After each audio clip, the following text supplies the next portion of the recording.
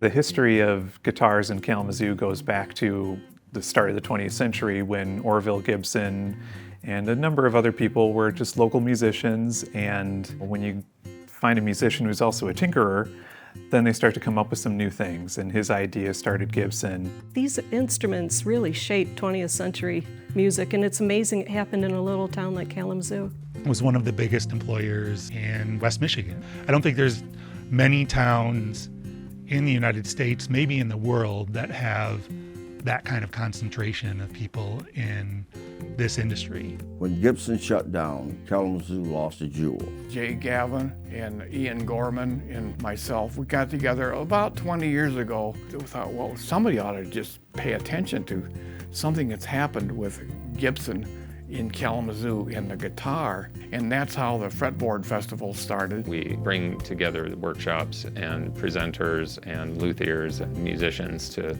show every aspect of what that all means and all the different ways that it means something to the town. For all of these reasons, the Fretboard Festival exists. It's a celebration of the community. Everybody is just like a melting pot of interests, but they're all, coming together to celebrate music.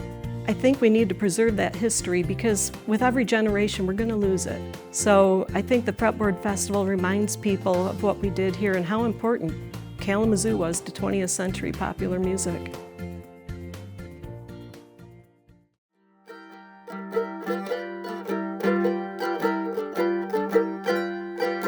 I hate to see that evening sun go down.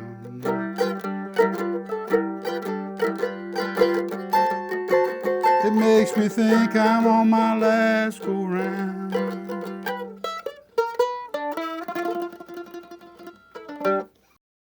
When I was a kid and playing my little mandolin, I'd have to go get mandolin strings every once in a while at the music store. There was only one brand of mandolin strings. It was Gibson. The brief story of Gibson. Orville Gibson started making mandolins and guitars in the late 19th century here in Kalamazoo. In the 1880s up to the 1920s, the mandolin was hugely popular. It was a real craze. So Orville redesigned the mandolin. They originally looked like this. They were bowl backs. You can see the design of the back, and each of these strips of woods is a separate piece.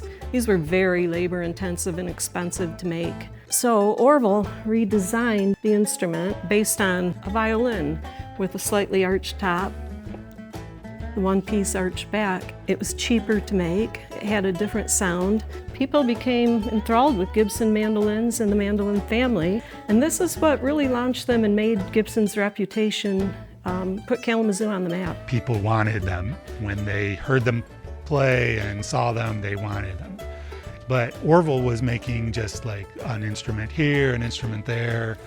And eventually his business and his name were purchased by some investors who wanted to mass produce these instruments. In the early 20th century, it kind of went from being Orville's personal shop to the Gibson guitar and mandolin company that we know of today. By the end of World War I, it was growing so much that they needed to build a new factory, which they built on the north side of Kalamazoo.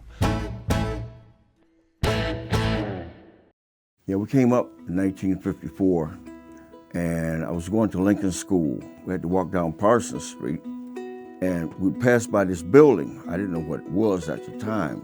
It had a real sweet smell, and I would walk up to this building, and I would look down into this building, and there was a gentleman down there. He would hold up this little instrument, like little guitar, I thought, and this building name was Gibson's. And that sweet smell that I could remember was the lacquer that they were spraying on these guitars. After I got out of high school, I started working there. Well, I worked at Gibson Guitar from 1965 until 1981, I believe, yes. I worked there as a stock boy, they called it, and then from 1965 until 1981, I was a master buffer. I worked at Gibson from 1965 to almost the beginning of 1970. I was in final adjusting, and I had to tighten up the strings and set the neck straight, and then the nut and the saddle. And there's a lot of things that go into it, and it was a very nice job. It was a good job. I made some pretty good money. It had a very good positive effect, provided a good living for me and many others on the north side of Kalamazoo. It helped bought houses, helped bought cars, helped send kids to school, sent kids to college, you know, and everything right there. You know, it was fun going to work. I don't know about the guys that do all the sanding back here and stuff like that, but for me it was fun. Oh yeah, my job was fun. Well, we used to ship out over 300 guitars a day. Over 300 guitars a day, every day. Some of the women in different departments, some of them did custom inlaying and necks, fingerboards, peg heads. Anywhere in the mill, you would find women doing custom work that you wouldn't find anywhere else in the country. When I started working at Gibson's, there was two ladies that worked there, Mother Daniels and Mother Irene Ryan. I'm still in touch with these ladies. I go to the same church that they go to, and those ladies are still mothers in my life now, and they are really jewels in my life. For a long time, the nation's center of guitar making, besides Martin and Nazareth, was Kalamazoo.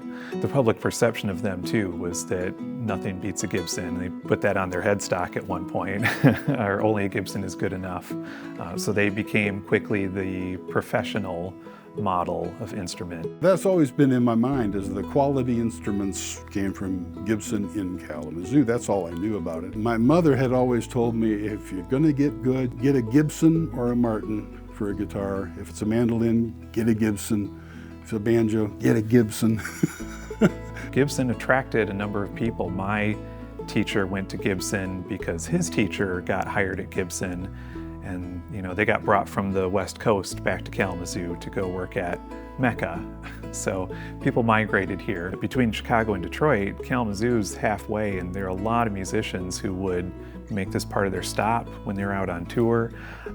They knew that they could go to Kalamazoo and find somebody if they're on the road. Well, you know, it was the time of the Beatles, Clapton, the Rolling Stones, you know. You never knew who was going to stop by. B.B. King came through a few times, and Les Paul came through a few times. There was a strict rule, no smoking except for this. They had painted an area where you could smoke in there. Les Paul would walk around the whole shop with a cigarette hanging out of his mouth. Check him out, man. He walks wherever he wants to walk with a cigarette hanging out of his mouth, you know. But another guy that was really neat, that him and I became really good friends, was Peter Frampton. There was a concert at Wings, so I had to stay over and finish his guitar so he could play it at Wings, you know. So I got it all done, tuned it up, made sure everything played right, and then put it in the case. Then I had to drive to Wings to give it to him. And when I got there, I don't know how many kids were out there. It was unbelievable. So I worked my way up to the door, and I knocked on the door, and there was a security cop inside. He comes up to me, he starts giving me hell, you know. I'm gonna have you arrested. I says, I got Peter Frampton's guitar here. I gotta deliver it. He's gotta play it today. I'm from Gibson Guitar Company, you know. Well, nobody ever told me anything. Honestly.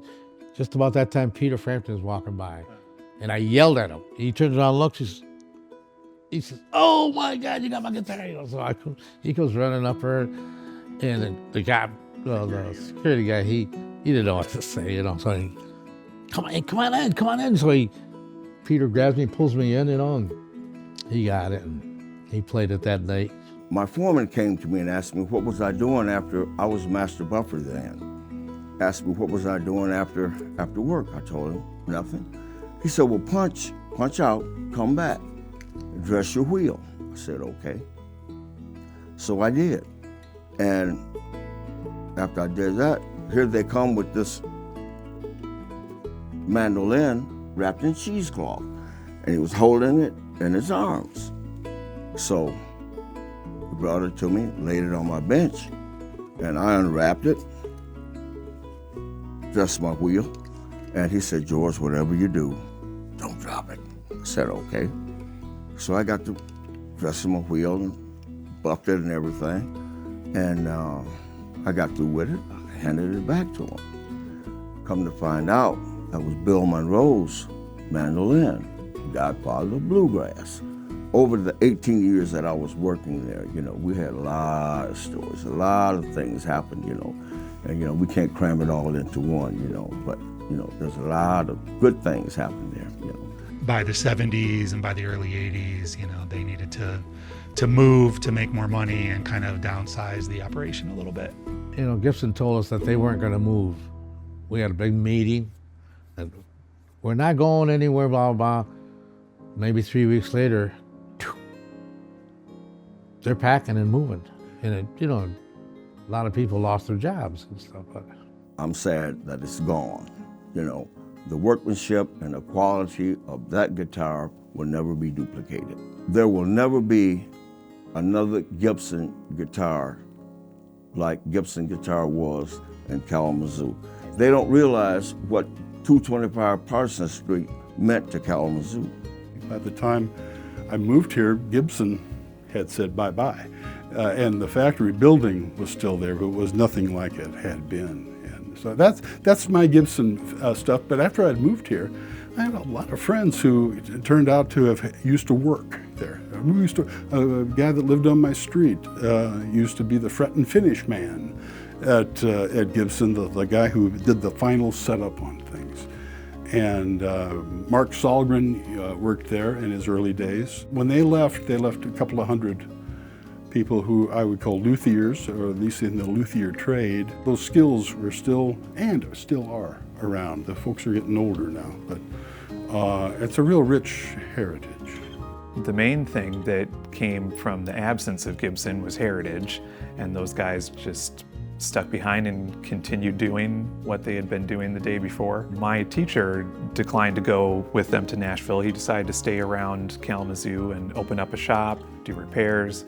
Pete Moreno is a Gibson guy. He went out on his own and started doing repairs. So there's institutional knowledge that remained in Kalamazoo even after Gibson left. It's something I picked up while I was working at Heritage Guitar when, on Wednesdays at 1 o'clock, I think, Heritage would give a tour. Pretty much every week there would be 20 people or more who would just walk around the place with their mouths hanging open. They couldn't believe the history that they were seeing, and that we were still using the carts that you'd wheel around guitars in. We're all like rickety old carts made in the 1920s, and a lot of people get interested in guitars from seeing things like Jimmy Page and Led Zeppelin playing the 59 Les Paul, right?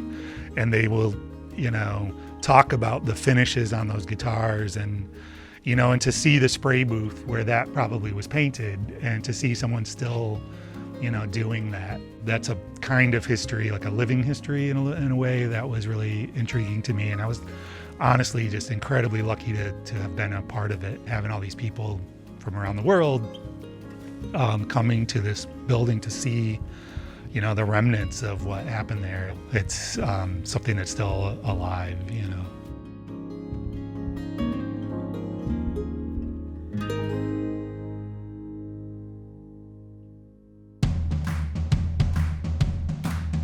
Kalamazoo lost a jewel.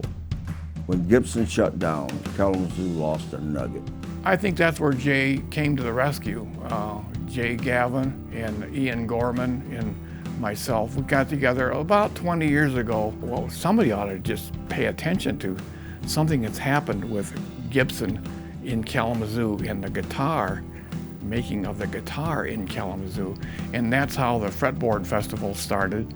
In 2004, I believe, I got hired by the museum and kind of did part-time there and part-time working on guitars at Heritage for a while. The Kalamazoo Valley Museum has a guitar exhibit and a Gibson. There's a nod to Gibson, and there's several Gibson guitars. I also noticed that they had these days, like they have a chemistry day.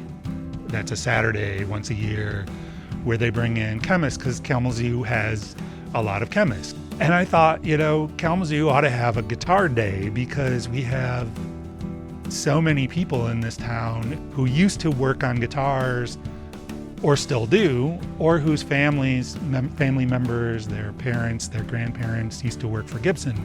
I had never heard of the Gilmore Keyboard Festival in all my days of living in other parts of Michigan. And I saw what a big deal it is here. Every other year, all these people coming from all over the world to play pianos and organs and such.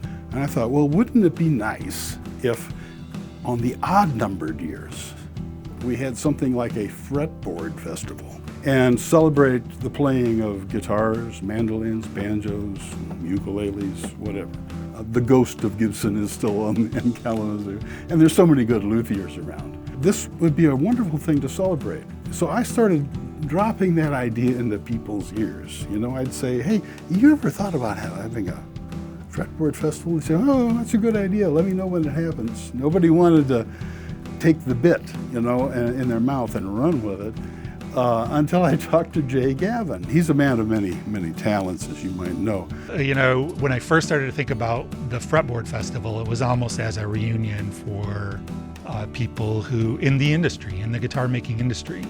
It was certainly more that than it was just a music festival. It was the idea that we bring in guitar makers, current and from the past, and guitars and instruments, and put those in the same place and let people just come together and talk about, you know, the instruments, right? And have players come in who can demonstrate what it's like to play on a Gibson mandolin or on a, you know, some old instrument that was made here in town, you know, 40 or 50 years ago, and let people hear what that sounds like and what it looks and feels like. My vision was just like the Gilmore, have like 2 weeks of concerts all over town, of great players coming in, lectures with luthiers and all that. But he said, well, let's just have a day at the museum. I said, well, okay. I didn't come up with the name. That was Joel Mavis. I'll take credit for the name. Not that somebody else wouldn't have thought of it eventually. It came up when Joel came to play at the theater at the museum.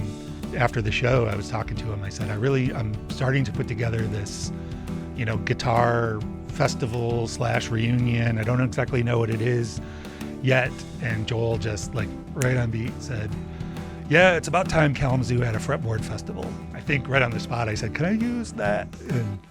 And he was okay with it. So he staged the first one and invited me to perform and do workshops. I remember doing workshops. We had no idea how many people would show up, whether it would be just a regular Saturday, and some people would be like, what's a fretboard? It was a runaway success. The first year, it was just huge. Everybody was there from all over the state. People were coming with their wares, the musicians from all over the state. It was almost too much. You couldn't muscle your way through the crowd and get to where you wanted to hear something. There were over 1,000 people who walked through on those 2 days. And for the museum at the time, those were some unprecedented numbers. And every festival has a few elements to it. It's a family reunion for people who haven't seen each other in a long time. They're getting together, and it's all of that, hey, how you been, what you doing, come on. It's just like family reunions are. And it's also a fair, and you see things you've never seen before, and you've seen things you've only heard about.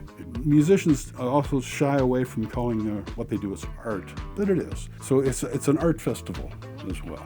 Things change over the years. It's a little more lean and mean now. I have a little more focus on different areas with each year. And I like all that. It still has the same spirit as the beginning, even if it isn't quite as wild and woolly as the first couple of years. Well, the festival, I think, is a celebration of the Gibson history and luthiering in Kalamazoo, music traditions in Kalamazoo. I'm a booking coordinator for the festival and a sound engineer. After Jay Gavin left, it was like, well, will there be another? I don't know. And someone else picked it up, and there have been a number of people over the years. And I started working this festival maybe in 2012. I had worked at several years as a sound engineer before there was a change in who was handling the booking. I had been doing booking for quite a long time before that for Craft Brow Brewery, and so I called them up and just asked them if they were looking for any help. And it really looks like it's here to stay, and the museum has adopted it as one of their prime events. I mean, I always have fun doing the festival just because there's so much music in one place. I unfortunately don't get to see a lot of the performances because I set them up. I make sure that the engineer that's working the stage has what they need and that the band has everything that they need. And then I introduce them and then I leave to go to it again. So I don't really get to see a lot of the performances now. You're asking me what are the fun sides, and I'm telling you, this is the not terribly fun side of it. So I'm answering the question in reverse, I guess.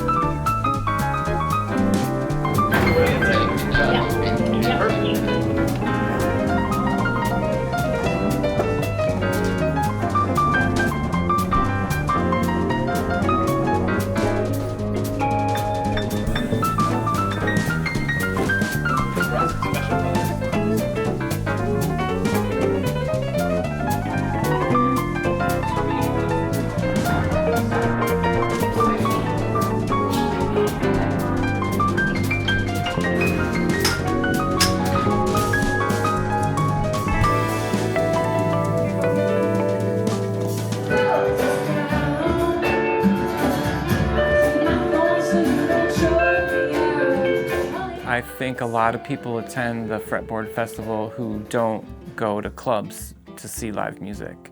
And so it's an opportunity for people and families and all ages really to come see live music. I appreciate the fact that you get a different crowd than you do in the clubs. To me, the Fretboard Festival, it's a celebration of the community. Obviously, there's a deep tradition in Kalamazoo for guitars and musical instrument making. It's a place and a time for all the different people involved in the industry and not to come together. I know I'm always going to see musicians there that I haven't seen in a long time. It's a good chance to connect with luthiers, but there's also sound engineers there, educators. Everybody is just like a melting pot of interests, but they're all coming together to celebrate music. Everybody come. Everybody come.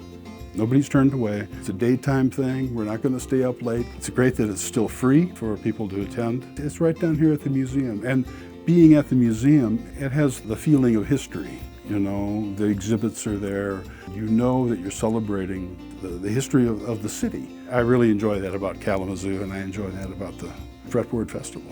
We have some local favorites that have either a special relationship to Gibson history or something with songwriting in the community, and we bring those groups back every year if we can get them. And then the rest of it is based on seeking a diversity in performances. In my tenure, we've had anywhere between 18 bands across 2 days and as little as 9 during the pandemic shutdown. We've had pop-up shows where we're expecting that nobody knows that someone's about to perform here in 5 minutes, and then they show up and there's a crowd that gathers, and that's a unique experience as well. So every year is a little bit different, and we like that little bit of diversity, that little bit of what are we doing this year.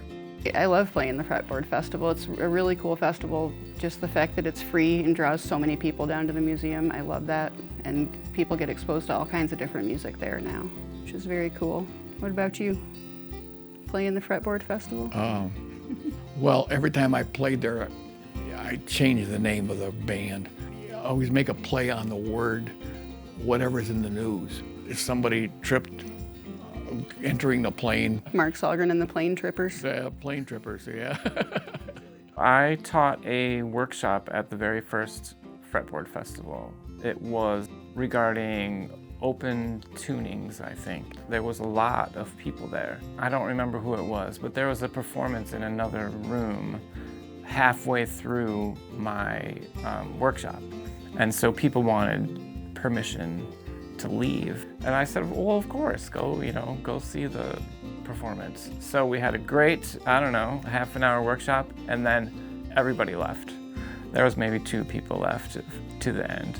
But it was a great experience. I'm the founder of the Kalamazoo Mandolin and Guitar Orchestra, and the KMGO is a plucked string ensemble, all volunteer community people, made up of mandolins, mandola, mandocellos, guitars, and bass. So all plucked string, and it's a revival of an old tradition from about 100 years ago. At one time we had about 5 mandolin orchestras in Kalamazoo. It was a number of years ago, and somebody from the museum reached out and said, you really should be involved with the Fretboard Festival, and we were happy to do it, and we've been there ever since. The very first year, I gave a lecture on the history of mandolin, and then the next year it was a little workshop on how to play mandolin, and then eventually the orchestra got involved. And I think it was about 2006 when I first got involved. I enjoy participating in the festival. I remember the first one I did was probably right around 2010 or maybe a little before then. I had just opened up my little shop, and I, at this point, had guitars that I wanted to display, and my workshop was out by the dump, so I didn't get a whole lot of people stopping by, checking things out. So it was a great opportunity to present everything and see customers I hadn't seen in a little while. And I've done some classes for them over the years, and a couple of panel discussions with Mark Salgren. Whatever they need me to do, I'm happy to oblige. And then you always run into some piece of history somehow. Really common in Kalamazoo to have someone who had a relative who worked at Gibson. You'll always run into someone who's saying, oh, my Aunt Betty made fretboards all day long, and she always told us she made this really special one, and a guitar that I've heard of, and oh, this person's aunt made it. The history kind of comes out at those, for sure. At this last festival, I ran into a guy that I used to play in a band with, and I haven't seen him in a long time. It was great. I was like, oh my God, I'm taking a selfie for sure. The folk life jams and the glamma jams are another just great aspect of this, where for community's sake, there's a place for just regular community members to bring a guitar and jam with others. That's been another great part of the festival over the years. Like from the first one, I didn't plan it. It seemed like every other person who showed up brought an instrument with them, and it wasn't long before there's a corner of 4 people with, who brought the upright bass, and all of a sudden there's jam sessions all over the place. That was really great. And now I know that's kind of a built-in part of the festival too, is like different corners where that's what's supposed to happen there. Hey, anyone know, this song? And off they go. GLAMA, the Great Lakes Acoustic Music Association, I think is on the 2nd floor of the Fretboard Festival. That's where they all gather and they all know what key we play in. Well, that's the key we're gonna play. How do you understand where the song is going? You hear it coming. You just know it. You know it. When you've also played those songs hundreds of times. Well, even if you played it just less than 100 times, it's just amazing to me. It's like, whoa, this is what it's all about. Yeah. It's pretty cool to see that many people all getting together to play folk songs. I think the Fretboard Festival, the number one thing is just how many people it draws downtown, and the fact that it's free and so many people can come. I think some people end up at the museum who haven't even been there before. So the fact that it draws them down, and just to celebrate the history of music making and instrument making in this town, I think is really important. And I think it's become more diverse musically in the last several years, which I think is great, because it's just going to attract more people and expose more people to cool music stuff that happens in Kalamazoo. If you look across all of the festivals that we've had, what types of groups have been invited to the festival has been different every year. I think historically it has had a more bluegrass folk focus, and look at the growth of the festival from any type of thing that starts with an idea. Mark Sahlgren and Joel Mavis. These are two of our mainstay groups. So we do have a large focus on the bluegrass, and that sort of thing harkens back to the earliest years of Gibson instrument making. Over the years, we've had quite a more diverse array of music than the folk and bluegrass traditions. We've had rock groups, we've had hip-hop groups, classical guitarists. We host a mandolin guitar orchestra every year. They're one of our mainstay groups. You get so much for free. An entire day, you can see all these different genres of music, all sorts of instruments. Well, I always loved seeing Joel Mavis. There were some swing groups that were amazing, Django Reinhardt style group. I just love all the different groups that you can see, so many different styles. I thought it would be a pairing to the Gilmore Festival, but you know, it is what it is now, and it's a wonderful thing. It has its own personality. I hope it keeps going. I'm really just glad that it's there in whatever form it takes. 50 years from now, if it's still going, it can be a place for people to come and talk about that history. In the same way that Western Michigan University has a medieval festival. Well, maybe one day, you know, Kalamazoo, like the Fretboard Festival, will be that for the world. So that's maybe a lofty goal, but for now, as long as, you know, we have this local thing that once a year everybody, if for a few hours, just thinks about, yeah, this is where kind of the electric guitar was, you know, if not invented, then perfected. And this is where a lot of cool instruments were made and perfected. Caltone Instruments was founded by Rye Charters and myself in 2014. One of the first people who walked in to our new shop brought this instrument, which is a 1939, maybe 1940 Kalamazoo KG32. But the guy came in and, you know, wanted to have this guitar fixed up and then wanted to sell it. Once my partner Rye fixed it up, I started playing it and I couldn't stop playing it, and I eventually bought it for myself. It's a really beautiful instrument. One of the differences between the Kalamazoo line and the Gibson line in this particular type of guitar, which is an archtop acoustic guitar, was that Kalamazoo's, they're made a little bit cheaper, and one of the ways they were cheaper is the neck doesn't have a truss rod, which is a way to kind of keep the neck from getting all squirrely on you over the years.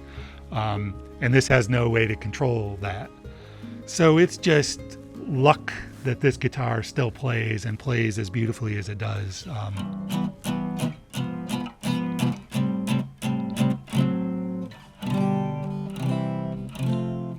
Sounds really gorgeous. Yeah, I don't know. I picked it up and I've been playing it nonstop for 10 years now, and I'm so lucky to and I'm, you know, this is an instrument I'll hang on to until I'm gone. It's my personal tie to Gibson in 1939 when it was made. You know, I worked for a while in that factory, you know, maybe worked on the same bench where this guitar came across that bench. This physical instrument allows me to connect with the past.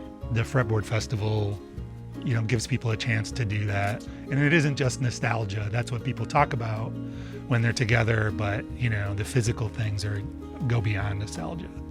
Unfortunately, it's starting to be a little bit of a memoriam. Pete Moreno, for example, ran something called the Moreno's Guitar Clinic. He worked at Gibson starting in the 60s. Everybody who plays guitar in this town of my age remembers going into Moreno's Guitar Clinic, and Pete would be in there, you know, and he'd always greet everybody with, "Hey guy," when you walk in the door, and he just passed away this year. And people like that who came out and just would walk around and they would know everybody at these things, and they had so much fun. The roots is still there, and that's what the Fretboard Festival, I think, is bringing to the crowd. Well, yeah, I turned 70 this last year, so I'm taking a big appraisal of what I can do and what I cannot really do anymore. I can't really drive coast to coast in my car. I'm hoping to play the Fretboard Festival next year. I've heard that from the powers that be that might feature mandolins. So I got to make sure I don't get too rusty on my mandolins. I'm not too sure if there's another business locally that would have changed the world quite as much as Gibson did in the way of music. So we're celebrating that, and we're trying to keep a focus on luthiers in the present.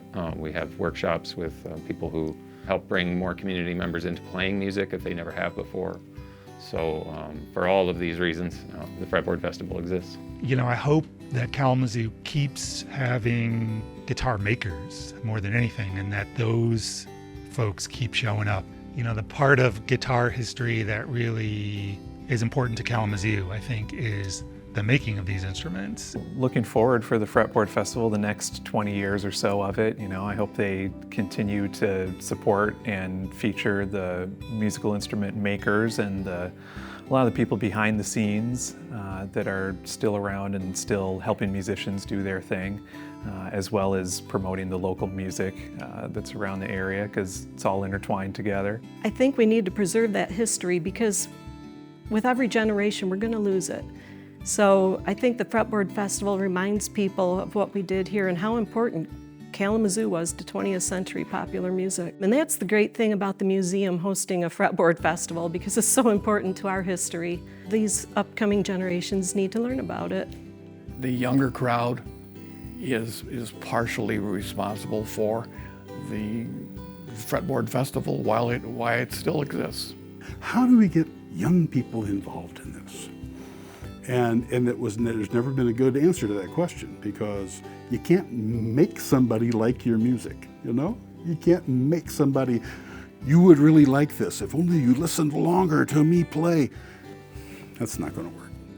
When I was a younger person, starting out playing open mic nights in Kalamazoo, I felt like I was mentored by the, older generation. And there's a lot of people still around who remember, when Led Zeppelin parked their airplane here and went to tour the Gibson factory, or when Bob Seger was playing clubs, the back door, which was taken out by the tornado, so there are all these legendary stories passed down to me. And my work with the Kalamazoo Academy of Rock, I feel like I've had a chance to pass on that tradition. And so the Fretboard Festival, I think, is an important part of carrying on tradition. Currently, I'm the director of the Kalamazoo Academy of Rock. We're basically focused on teaching kids how to play rock and roll. And all of them, from the 11-year-olds up to the 18-year-olds, they're interested.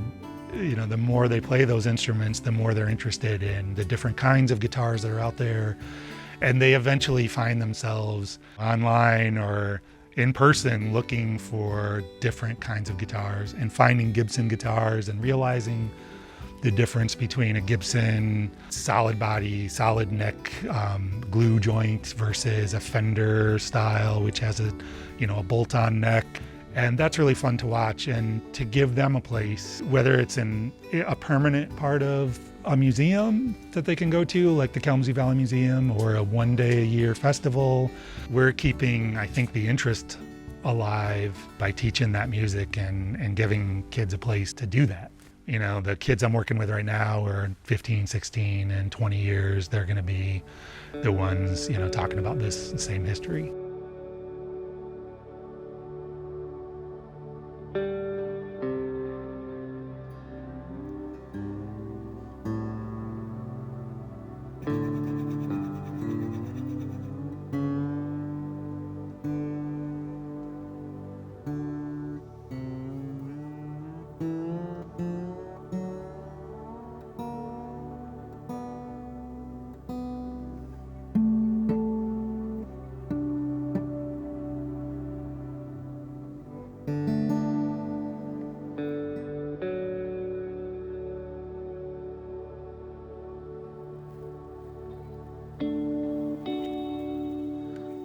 And then the luthier song is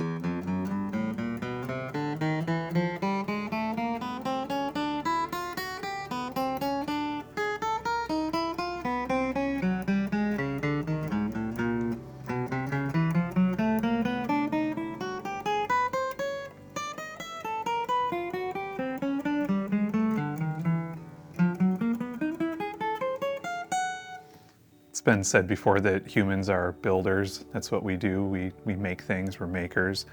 You can incorporate art or artistry into a guitar. You can pay homage to guitars that were built 100 years ago, or you can try to go in some radical new direction, and there are still people that are innovating the instrument currently, and so it's built in tradition, but it's also built to be improved upon and experimented with. And that's the part that gets me most excited, is trying out new ideas, seeing what works. I love making things out of wood, and I love music, and so this is the synergy of those two things, essentially. It's interesting because the Fretboard Festival, you see these people come out of the woodwork that are making guitars, and Ryan Charters and Pete Marino will be down there. They're always down there in Jay Gavin, they're always around. They're always around because you love the music, and you just love what a guitar is and what a guitar does for you. Why do you play music? It's a way of telling how you feel about what is going on in the world. You sing because you love it. You love to sing the song. It's hard to answer what does music mean to you, because I want to say everything. Like, I don't go a day without singing a Carter Family song while I'm driving along. I don't go very long without thinking about music. It's just one of those things that when it's at the center of your life, you're lucky, I think. Good thing you can edit. This is a weird thumb pick. What song do I sing on with you? Hard Circus. Oh, Hard Circus, yeah. That's a neat. Want me to play it and you sing with me? Yeah. This is a weird capo. Lots of picks around this house, lots of capos around It's a this. Joel Mavis capo. Is it really? Yep. Sure. Want to just sing this song? And, Yeah, go okay. ahead. You want to put that back, or you want to? No. Okay.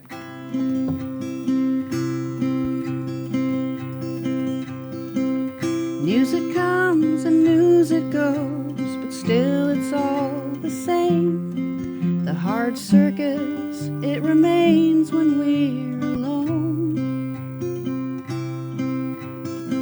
But I can feel the earth is turning, changing you and me. Even if we cannot see, the sun has shone. Time can be a healer, an invisible drug dealer, this I know.